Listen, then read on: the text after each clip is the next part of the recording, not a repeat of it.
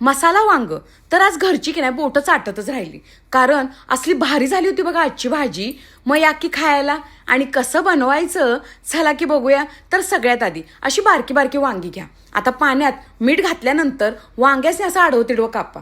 वाटणासाठी टप्प्याटप्प्यानं आधी शेंगदाणे भाजा, नंतर ह्याच्यातच काजू, मगज आणि तीळ घालून असं भाजून घ्या. नंतर कांदा, टोमॅटो आणि तेल घालून चांगलं बघा परता. हे सगळं आता मिक्सरच्या भांड्यात काढा. ह्याच्यातच कोथिंबीर घाला आणि असं बघा वाटण तयार करा.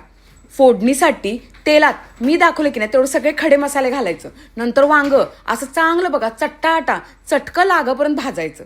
मगाशी जे आपण वाटण तयार केलं होतं की नाही ते घाला. त्याला सुद्धा असं चांगलं तेल सुटपर्यंत परतून घ्या. आता ह्याच्यातच धना पावडर, हळद, चटणी, चवीनुसार मीठ घालायचं आणि पुन्हा एकदा बघा सगळं चांगलं मिक्स करायचं. आता वांग शिजण्यासाठी अर्धी बादली पाणी घालायचं आणि स्लो फ्लेमवरती वांग चांगलं शिजू द्यायचं. आणि ऊन हाय तवरच भाकरी किंवा पराठ्याबरोबर द्यायचा दणका आणि लावायची हजेरी.